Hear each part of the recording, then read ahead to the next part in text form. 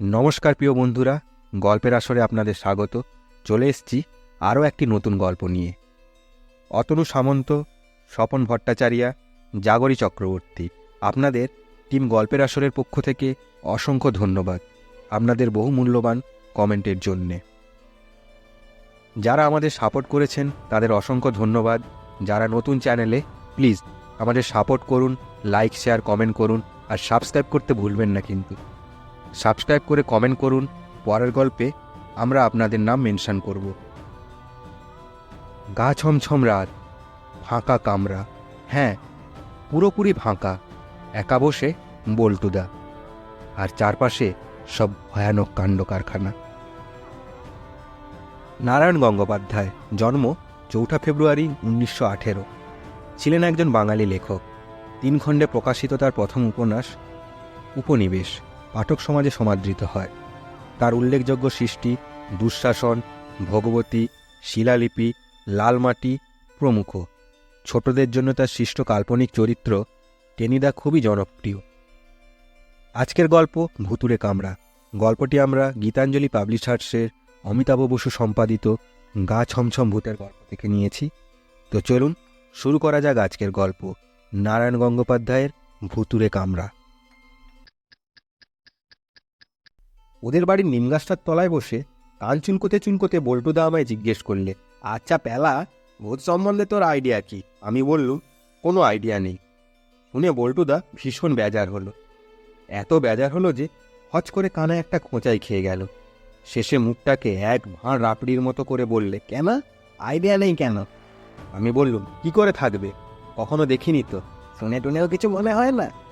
একদম না। লোকে নানা রকম ডেসক্রিপশান দেয়।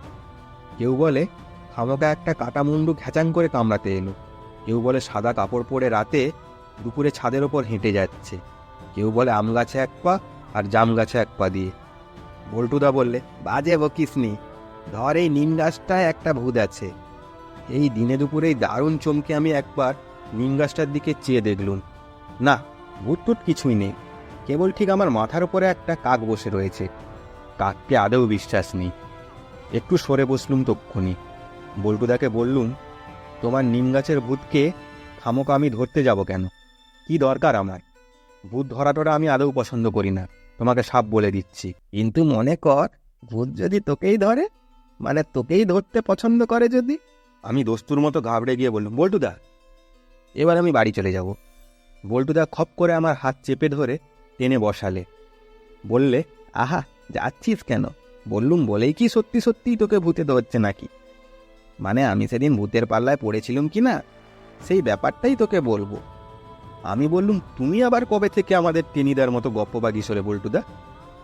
টেনিদার নাম শুনেই বল্টুদা জ্বলে গেল। বললে, টেনি, তার কথা আর বলিস নি। তোদের দলের ওই সর্দারটা 1 নম্বরের গুলবাজ, খালি বানিয়ে বানিয়ে যা তা গল্প বলে। সেদিন আবার আমায় দিব্যি ভুজুং ভাজুং দিয়ে দি গ্রেট আবার খাবো রেস্তোরাঁয় 2.5 টাকার খেয়ে গেল। নাকটাকে কিরকম যেন একটা তেলে ভাজা সিঙ্গাড়ার মতো করে বল্টুদা বললে, আচ্ছা। আবার আমার পিঠ চামড়ে কি সব মেফিস্টোফিলিস্টিস বলেও গেলে, কিচ্ছু বুঝতে পারলুম নে। রাম তিনি আবার একটা মানুষ।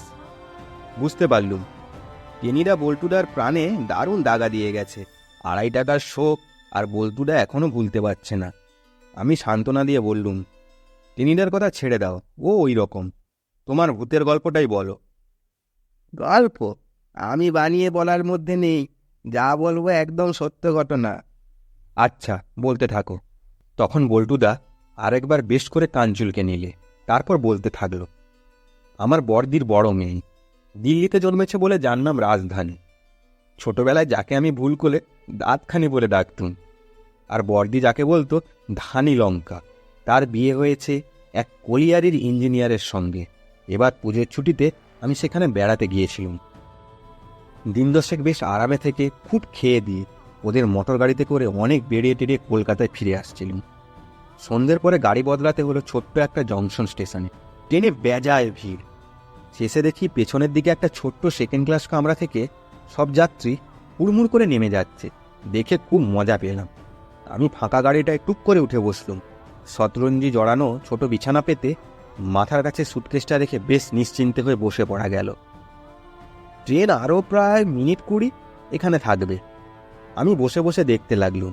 অন্য সব কামরায় লোক উঠছে নামছে, এদিকে কেউ আর আসছে না। বোধহয় পেছন দিকের কামরা বলেই এটার উপর তেমন কারোর নজর নেই।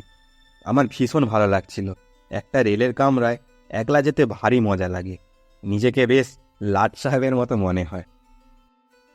এর মধ্যে দুজন মারোয়ারি যাত্রী অনেক লটবহর নিয়ে আমার গাড়ির দিকেই তাক করে আসছে বোধহয়। ভাবলুম এই রে, এসে ঢুকলো বুঝি। হঠাৎ একজন লোক তাদের কি যেন বললে, অমনি তারা সঙ্গে সঙ্গে উল্টো দিকে ছুটল। আমার স্বস্তির নিঃশ্বাস পড়ল বটে, কিন্তু ব্যাপারটা ঠিক বুঝে উঠতে পারলুম না। তারপরেই মনে হলো ওদের বোধ হয় 3rd ক্লাসের টিকিট ছিল। ওই লোকটা বলে দিয়েছে এটা 2nd ক্লাস, সেজন্যই হয়তো সরে পড়ল। যাই হোক, বেশি ভেবেচিন্তে লাভ নেই, গাড়ি ছাড়তে আরও কিছুটা দেরি আছে। কিন্তু আমি আর বসতে পারছিলুম না। একে তো আসবার আগে রাজধানী বিস্তর খাইয়েছে, বলেছে ছোট মামা রেলে খালি পেটে যেতে নেই, শরীর খারাপ করে। আমিও তাই শুনে লুচি মাংস মিষ্টিতে গলা পর্যন্ত ঠেসে নিয়েছি। 3 ঘন্টা পেরিয়ে গেল, পেট এখনো 1.5 মণ ভার। আর রাতও প্রায় 10টা বাজে। দারুণ ঘুম পাচ্ছিল। গাড়িতে যে উঠে উঠুক, আমি তো আপাতত লম্বা হই। যা ভাবা তাই করা। আমি শুয়ে পড়লাম। গাড়ি ছাড়তে বোধ হয় মিনিট 10 দেরি ছিল তখনও, কিন্তু আমার ঘুমিয়ে পড়তে 3 মিনিটও লাগলো না। আর সেই ঘুমের ভেতরেই টের পেলুম ট্রেনের হুইসেল বাজছে, কামরাটা নড়তে আরম্ভ করছে। প্রাণপণ চেষ্টায় আধখানা চোখ খুলে দেখলুম অন্য যাত্রী আর কেউ উঠেনি। নিশ্চিন্তে ঘুমোনো জাগতে হবে। নিশ্চিন্তেই আমি ঘুমোলাম। রাত তখন কত হয়েছে জানি না। হঠাৎ আমার চোখটা ভাঙল। ভীষণ মশা কামড়াচ্ছে, আর কীরকম একটা অদ্ভুত গন্ধ নাকে আসছে। চমকে চেয়ে দেখি গাড়িটা দাঁড়িয়ে রয়ে। কামরার নিতল অন্ধকার, গোটা চারেক আলো জ্বলছিল, পাখা ঘুরছিল, কিন্তু এখন আলোও নেই, খাও চলছে না। ব্যাপারটা কি? বাইরে তাকালুম, কিচ্ছু দেখা যাচ্ছে না, শুধু কালো পাঁচিলের মতো থমথমে অন্ধকার। সে অন্ধকার একটাও তারাও নেই, জোনাকিও নেই, কিচ্ছু নেই। জানলার অন্যদিকে তাকালুম, ঠিক একই দৃশ্য। যেন রাতারাতি গাড়িটাকে কেউ একটা আলকাতারার সমুদ্রের ভেতর তলিয়ে দিয়েছে। তারপর মনে হলো কেবল আলকাতারা নয়, ধোঁয়ার মতো কি যেন একটা কুণ্ডলি পাকিয়ে উঠেছে তার ভেতর। নিশ্চয়ই কুয়াশা। ব্যাপারটা কি? রাজ্যে কখনো এত অন্ধকার হয় সে আমি স্বপ্নেও জানতুম না। আকাশে যদি ঘন কালো মেঘ দেখা দেয়, তবে তার ভেতরেও অন্তত আবঝা একটা আলোর আভাস থাকে। মাঝে মাঝে বিদ্যুৎও চমকায়। তাও যদি না হয়, লাইনের ধারে ঝোপে জঙ্গলে অন্তত দুটো একটা জোনাকির ফুলকি তো জ্বলবে। এমন কাণ্ড কখনো দেখিনি। ট্রেন কি কোনো স্টেশনে থমকে আছে? তাহলে আলো কই? বাইরে লাইন ক্লিয়ার না পেয়ে দাঁড়িয়ে রয়েছে? তাহলে সিগন্যালের বাতি দেখা যাবে। কোথায় সেসব? এদিকে একটা অদ্ভুত গন্ধ পাক খাচ্ছে আমাকে ঘিরে ঘিরে, আর কি নিদারুণভাবে মশা কামড়াচ্ছে। সে যে কি তোকে বলবো পেলা। তার উপর দুর্দান্ত গরম। আমি বসে ঘামতে লাগলুম। বেঞ্চির উপর পা ছড়িয়ে বসেছিলুম। মশাদের যত নজর দেখছি পায়ের উপরেই। শেষে জেরবার হয়ে সে একটা চাঁটি হাঁকিয়েছি। তোকে কি বলবো পেলা, সেটা আমার পায়ে লাগলো না রে। খড়খড়ে লোমওয়ালা নরম কি একটা জিনিসের ওপর ঘপাং করে গিয়ে চটটা পড়ল। গুঁত করে কি একটা বিটকেল আওয়াজ হলো। কালো মতো কে যেন শূন্যে লাফিয়ে উঠল। আমার চোখের সামনে দুটো সবুজ আগুন দপদপ করে উঠল। তারপরে কি যেন ধপাস করে বাইরে বেরিয়ে গেল। আমি বুঝতে পারলুম কামরার দরজাটা খোলা। উঠে বন্ধ করব কি? হাত পা আমার আতঙ্কে ঠান্ডা হয়ে এলো। কে এই কালো জীব? কি হতে পারে এটা? ট্রেনের ভেতর সে আমার পায়ের কাছে কোত্থেকে এলো? কেনই বা চড় খেয়ে হুট করে লাফিয়ে উঠল? আর লাফিয়ে গেলই বা কোথায়? অমন অস্বাভাবিক দুটো সবুজ চোখই বা কেন? আর সে চোখে কোনো হিংস্র প্রতিক্রিয়া লুকিয়েছিল? তবে কি এসব ভৌতিক ব্যাপার? ব্যাস, মনে করতেই আমার মাথার চুল খাড়া হয়ে গেল। এইবার বুঝতে পারলুম গাড়ির এই কামরাটা নিশ্চয়ই ভুতুড়ে। তাই জনসন স্টেশনের লোকগুলো সব হুড়মুড়িয়ে এই গাড়ি থেকে নেমে পালিয়েছে।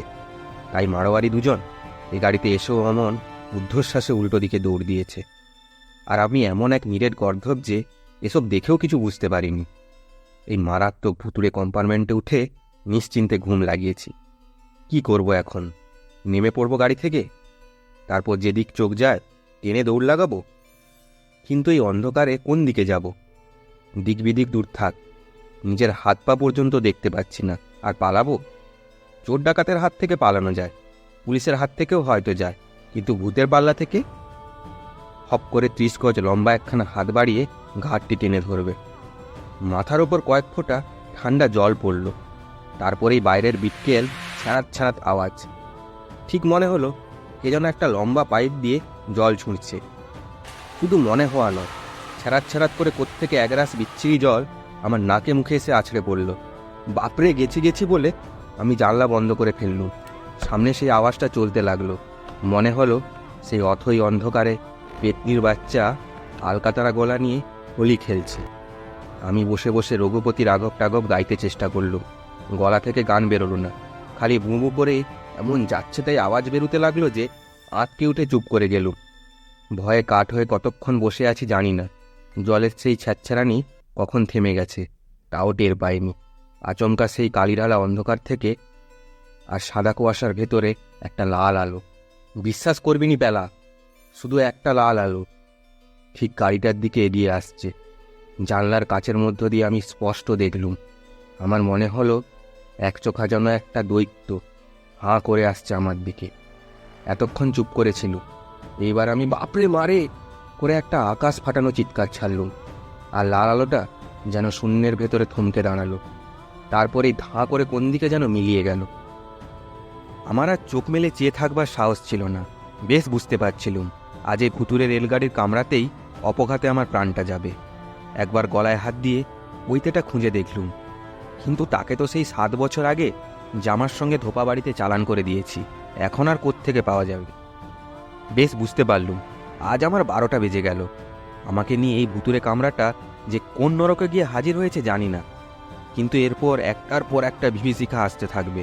আমার রক্ত একদম জমাট বেঁধে যাবে। তারপর সোজা হাট ফেল। বাড়িতে মা বাবার কাছে আর পৌঁছতে পারবো না। এখান থেকে সোজা ভূতের দলে ভর্তি হয়ে যাব। চোখ বুজে মনে মনে রাম রাম জপ করছি। এমন সময় বাজখাই গলায় কে বললে, ইউ রোগ! আঁতকে লাফিয়ে উঠলুম। অন্ধকার জায়গায় কোত্থেকে ঝলমলে আলো, আর সেই আলোয় ইয়া ঢ্যাঙা এক সাহেব দাঁড়িয়ে। আমার বাজখাই স্বরে বলল, ইউ রোগ, তুম কন হ্যায়? ওরে বাপরে, সাহেব ভূত! আমার রাম রাম গিয়ে ব্রহ্মরন্ধে পৌঁছলো। আবার একখানা মোক্ষম চিৎকার ছেড়ে আমি গাড়ির মেঝেতে চিৎপাত হয়ে শুয়ে পড়লুম। বিশ্ব সংসার মুছে গেল। এই পর্যন্ত বলে বল্টুদা থামল। আমি অকুল হয়ে বললুম, তারপর আর কি, ভীষণ যাতা ব্যাপার। মানে আবার কি? কামরাটা খারাপ। জংশন স্টেশনেই, সেই জন্য ট্রেন থেকে কেটে শেডের মধ্যে ঢুকিয়েছে আমাকে শুদ্ধ। ঘুমের ঘরে কিচ্ছু টের পাইনি আমি। জুত পেয়ে একটা কালো কুকুর আমার বিছানায় এসে উঠেছিল। গাড়ি ধোয়ার জল ছচ্ছর করে আমার মুখে এসে পড়ছিল। লাল লণ্ঠন হাতে একটা কুলি এদিকে আসছিল। আমার চিৎকারে ভয় পেয়ে ডেকে এনেছিল ওদের ইন্সপেক্টরকে, আর তাকে দেখেই আমার দাঁত কপাটে লেগে গিয়েছিল। আমি বললুম, বল্টুদা বলল, হ্যাঁ, আমি তোদের টেনিদার মতো বানিয়ে বানিয়ে গল্প বলি না, এ হলো রিয়েল ভূতের ব্যাপার। আচ্ছা, এবারে বাড়ি যেতে পারিস।